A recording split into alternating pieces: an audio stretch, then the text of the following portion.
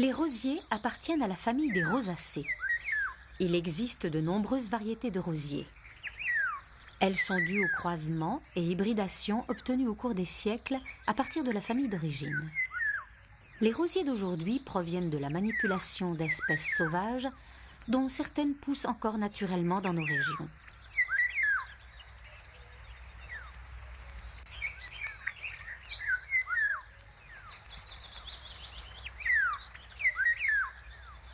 Les fleurs des rosiers peuvent être des fleurs simples composées de 5 pétales. Des fleurs doubles à 12 pétales ou des fleurs multiples qui peuvent compter jusqu'à 60 pétales et plus. En uniflore ou réunies en bouquet. Leurs couleurs vont du blanc pur au jaune, au rouge, en passant par toutes les nuances jusqu'au bleu et au violet presque noir.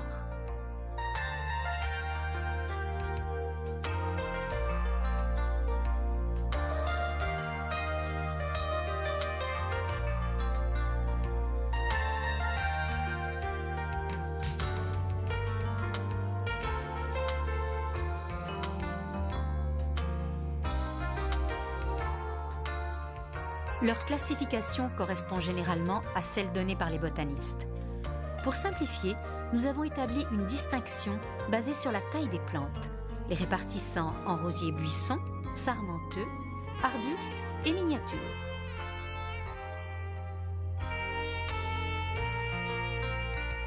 Les rosiers buissons sont les plus nombreux.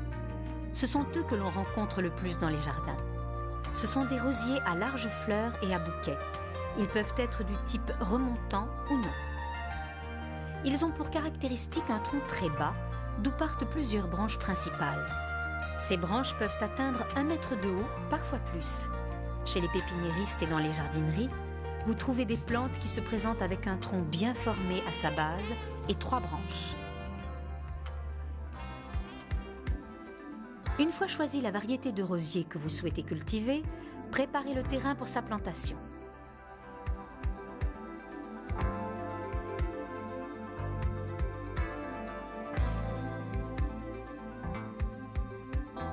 Il est recommandé de le planter à l'automne pour que ses racines aient bien le temps de s'implanter avant le départ de la végétation aérienne.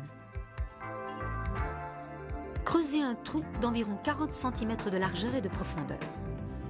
Sur le fond, déposez un peu d'engrais.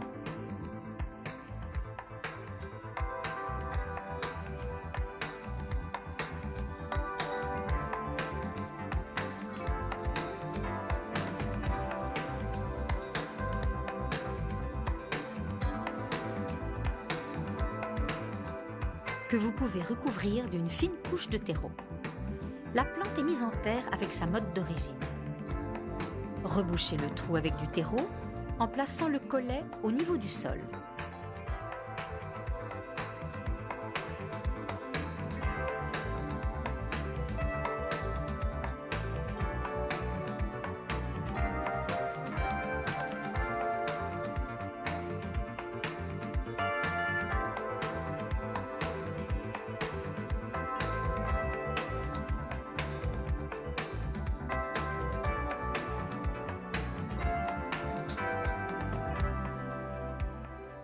Tassez bien la terre autour des racines pour que leur adhésion et la stabilité de la plante soient parfaites. Quelques jours après la plantation, arrosez les plantes pour garder une terre toujours humide. Cela assure l'assise du rosier.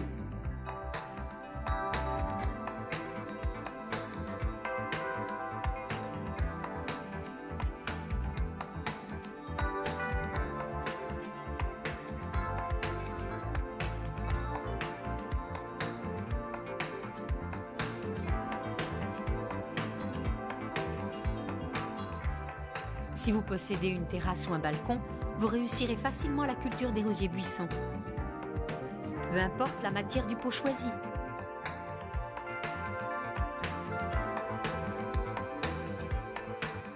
Les dimensions recommandées sont de plus de 60 cm de diamètre pour les pots ronds et de 25 par 40 pour les bacs rectangulaires de 40 cm de profondeur. Pour obtenir les meilleurs résultats de floraison, ayez soin de préparer un terreau approprié à la croissance de votre plante. Ce terreau doit être riche, aéré et léger.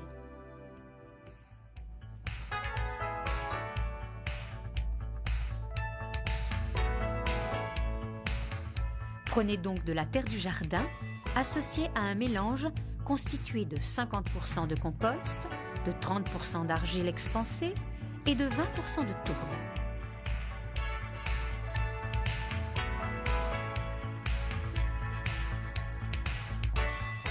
Il est important que vous déposiez une couche d'argile expansée ou de gravier au fond du bac pour faciliter le drainage de l'eau. Au printemps, enrichissez le terrain par un apport d'engrais. L'engrais ternaire à base d'azote, de phosphore et de potassium est le meilleur engrais chimique pour les rosiers. L'azote favorise le développement et la croissance des bourgeons. Le phosphore favorise la maturation des tissus végétaux ligneux, fortifiant la plante. Enfin, le potassium favorise la coloration des fleurs et l'exhalaison du parfum. Vous trouvez facilement cet engrais dans les magasins spécialisés. À partir du mois de mars, répandez-le sur le terrain débarrassé de mauvaises herbes. L'opération est renouvelée au cours du printemps et de l'été, sans toutefois exagérer.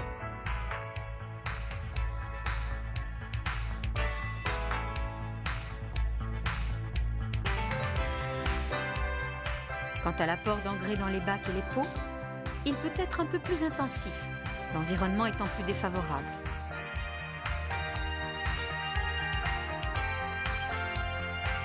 Pendant l'hiver, administrez un engrais à base de compost bien avancé, auquel vous ajoutez une cuillère d'engrais ternaire à base d'azote à libération lente.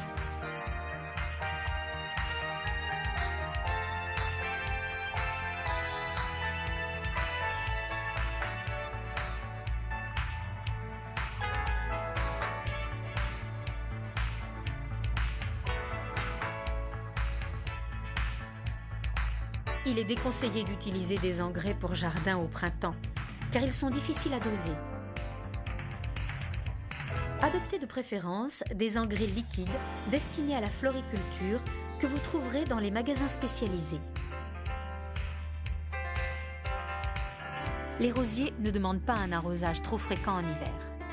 Par contre, augmentez cet apport d'eau au printemps et en été. Voici un conseil pratique pour le dosage. Entre deux arrosages, évitez que la terre soit complètement sèche, ainsi que la stagnation d'eau dans le bac.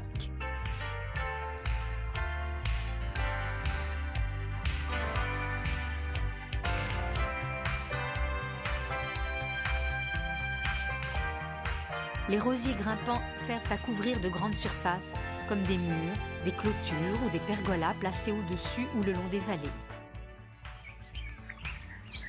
Leur développement est tellement important qu'il faut laisser au moins 3 mètres entre deux plantes. Leur taille atteint facilement 5 à 6 mètres minimum, mais peut dépasser les 15 mètres.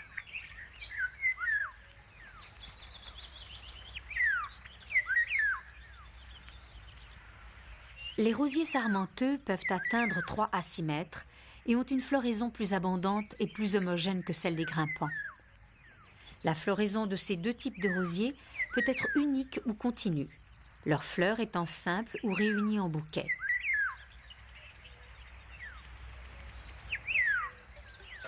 Les rosiers sarmenteux s'adaptent parfaitement à la culture sur terrasse. Il leur faut des bacs de grande dimension, d'au moins 50 à 60 cm de profondeur et qui assurent un bon drainage.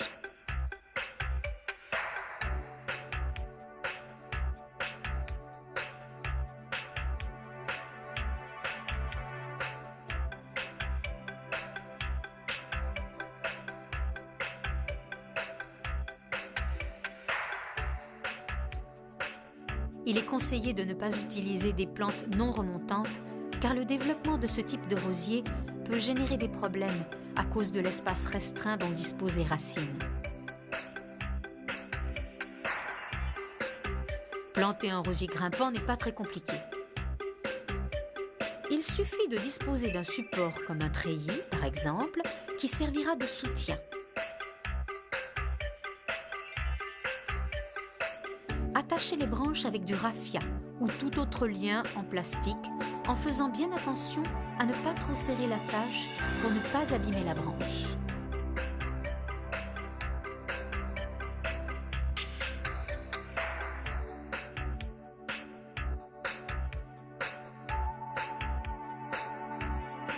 Les rosiers arbustes sont munis d'une partie de tronc sans végétation. Ils mesurent 1 à 2 mètres de haut.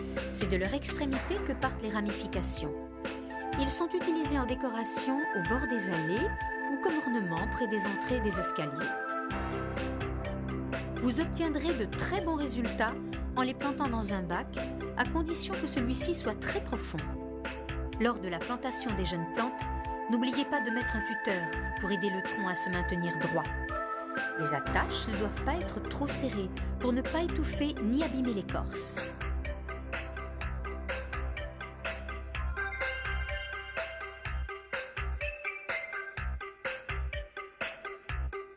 Les rosiers miniatures doivent leur nom non seulement à la taille de la plante, mais aussi à leurs fleurs, branches et feuilles de dimension réduite.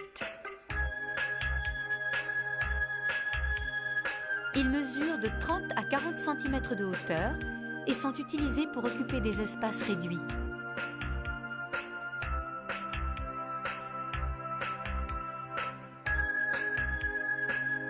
Ils sont généralement vendus dans des petits pots qui regroupent 3 plantes. Vous pouvez les rempoter dans un pot beaucoup plus grand avec toute la motte.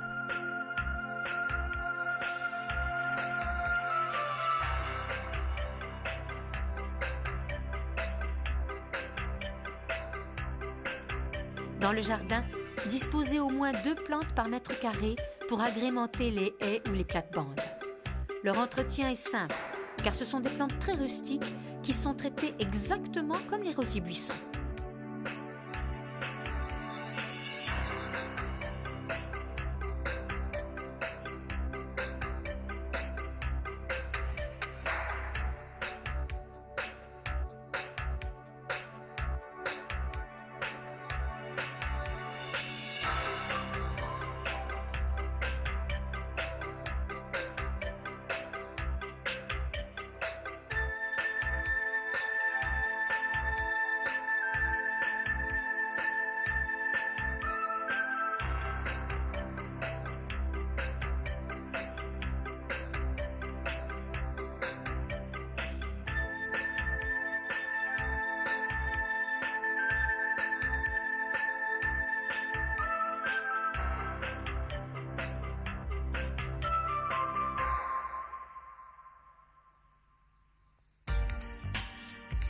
Mettre les rosiers en pot est simple et agréable et ne demande aucune expérience particulière. Une taille annuelle est nécessaire, autant pour des raisons esthétiques que par besoin pour la plante. Pour conserver, c'est-à-dire ne pas altérer les capacités de production des fleurs, les plantes ont besoin de voir leurs branches se renouveler. Pour pratiquer la taille, il faut, outre une bonne paire de gants, un sécateur bien propre et bien affûté pour une taille nette et sans bavure, facilitant ainsi la cicatrisation de la branche. La meilleure période de taille est la fin de l'hiver, en février-mars. Les branches des rosiers sont coupées au-dessus du 2e, 3e ou 4e bourgeon en fonction de la vigueur de la plante. Si possible, enlevez tous les ans une vieille branche pour rajeunir votre plante. Choisissez pour cela une branche située à l'intérieur de la plante pour éviter un amas de feuilles à l'intérieur du buisson pendant la période de floraison. Les coupes sont exécutées à quelques millimètres au-dessus d'un bourgeon tourné vers l'extérieur, en prenant soin d'effectuer une taille légèrement inclinée dans le sens opposé au bourgeon pour ne pas laisser l'eau stagner au sommet. Pour les rosiers grimpants et sarmenteux, pratiquez la taille dans la période qui suit la floraison. Dans ce cas, il ne s'agit pas de raccourcir, mais de supprimer les vieux sarments pour favoriser la formation de nouvelles branches qui pourront ainsi se lignifier avant les gelées.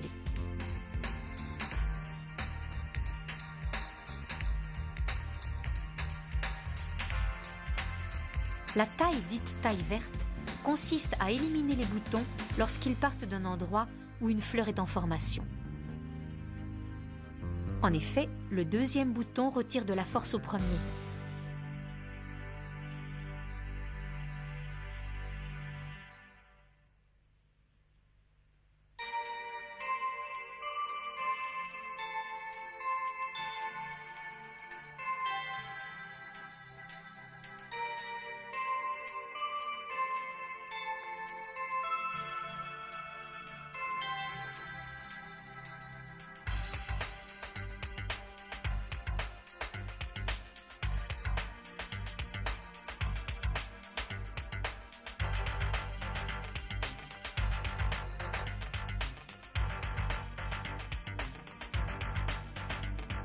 Les branches spontanées, qui partent directement des racines de la plante, sont également supprimées par une taille totale sur la racine. Cela empêche de repartir.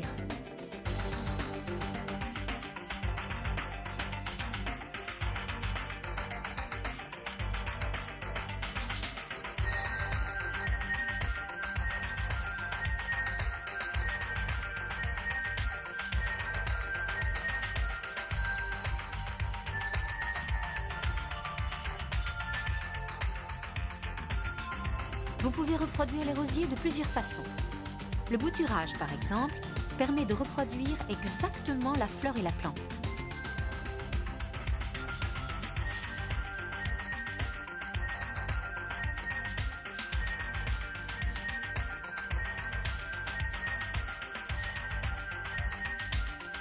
Cette opération est pratiquée vers la fin de l'été, lorsque les buissons se sont déjà lignifiés.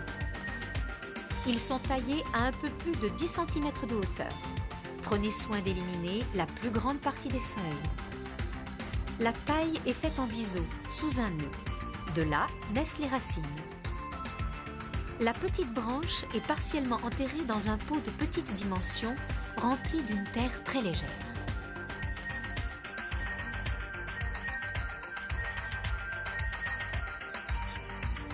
Conservez la bouture dans un endroit chaud et humide jusqu'à la fin de l'hiver, en l'arrosant fréquemment.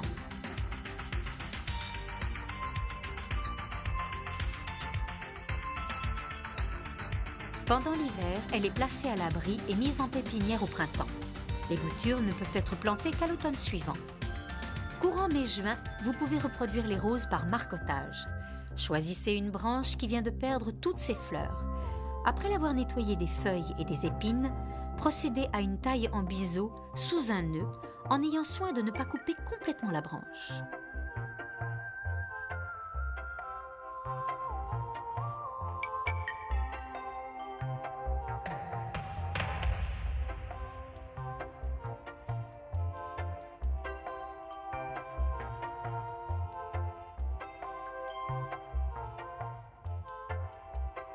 Préparez un manchon fait de matière plastique et de terreau que vous placez sur l'entaille.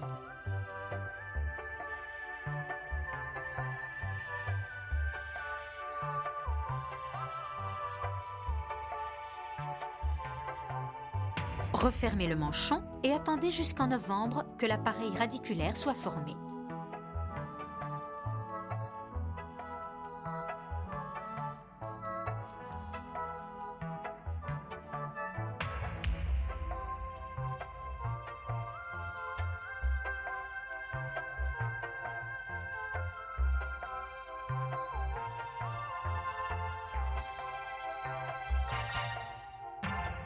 Coupez alors la petite branche en prenant soin de ne pas abîmer les racines, puis transférez la plante et sa motte dans un pot.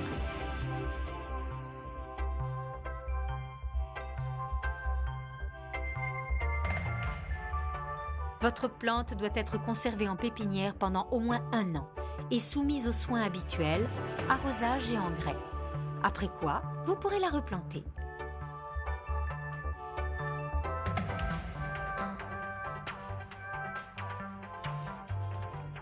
Cueillez les fleurs produites par les rosiers buissons pour décorer l'intérieur de la maison.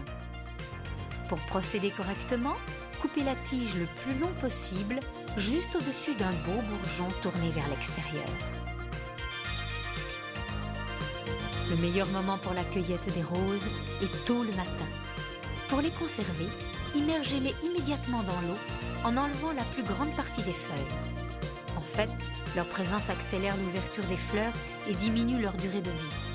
Coupez la tige en biseau pour augmenter la superficie d'absorption de l'eau. Le stade végétatif idéal pour la cueillette est celui où les pétales commencent à sortir du calice, quand la fleur est encore en bouton. La cueillette des fleurs ne sert pas seulement à embellir la maison, mais permet aussi d'équilibrer la charge de végétation de la plante.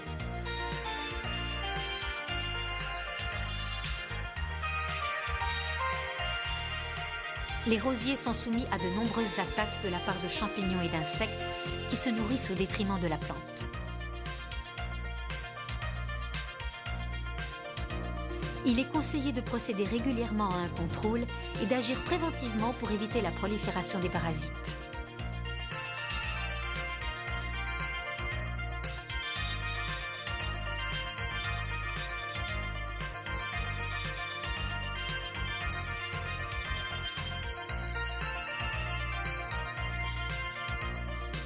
Dans la période de février-mars, pulvérisez la plante avec un produit fongicide à large spectre en évitant si possible la base des branches.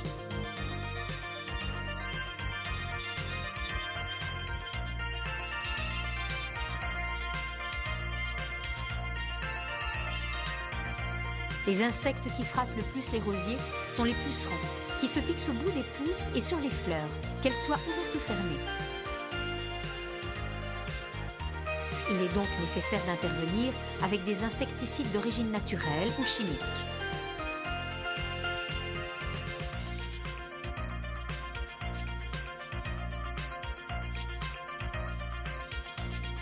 Un remède vert consiste à cultiver à la base de l'arbuste un plant de lavande qui, si l'on en croit la croyance populaire, empêche le développement de ces insectes. L'oïdium est un champignon qui attaque souvent les rosiers. Il se manifeste par une pellicule blanche sur les jeunes feuilles. Le traitement est à base de soufre ou de fongicide de synthèse, pulvérisé toutes les 2 semaines. La rouille se manifeste par des pustules de couleur rouille et de forme ovale. Elle se diffuse sur les parties inférieures des feuilles et sur les jeunes pousses. Combattez-la par un traitement avec un mélange à base de cuivre.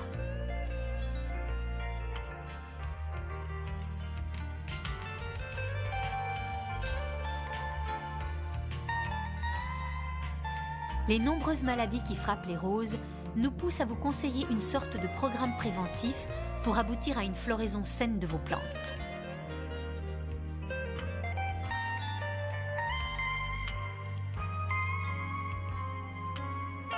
En février-mars, faites une pulvérisation préventive d'un fongicide à large spectre.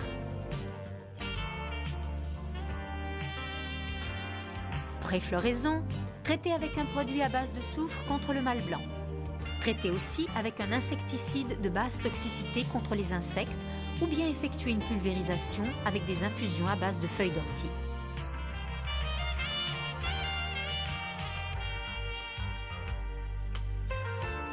Après la floraison, contrôlez la présence éventuelle de champignons et d'insectes.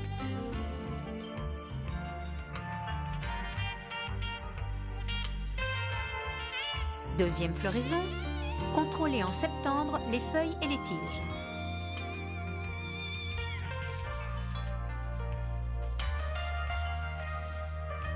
Repos hivernal, pour prévenir le développement d'une forme de champignon en hibernation, pulvérisez un bon fongicide. Attention, pulvérisez par temps froid, sinon vous risquez de brûler les plantes.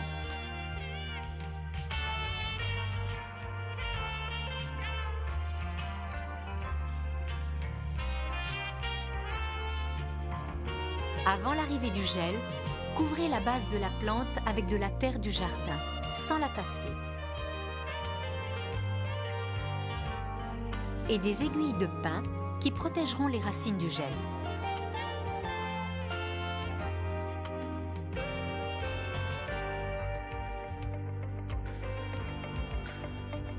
Il existe une technique pour jouir de la vue d'un bouquet de roses en fleurs toute l'année, le séchage. Les fleurs des rosiers constituent la fleur idéale pour le séchage, notamment les fleurs doubles et les fleurs en bouquet. Prenez soin de choisir les fleurs de couleur rouge vif. Le séchage à l'air est la méthode la plus facile pour leur conservation. Il est cependant nécessaire de disposer d'un endroit frais et sec avec une circulation d'air, un grenier ou un garage qui ne soit pas humide. La technique est très simple. Choisissez des roses avec des tiges en parfait état qui ne se casseront pas une fois attachées. La bonne période est quand la fleur approche de la pleine floraison. Enlevez les feuilles du bas et toutes les épines. Puis, réalisez un bouquet d'environ 4 fleurs décalées les unes des autres, sans les attacher trop serrées et en évitant qu'elles entrent en contact.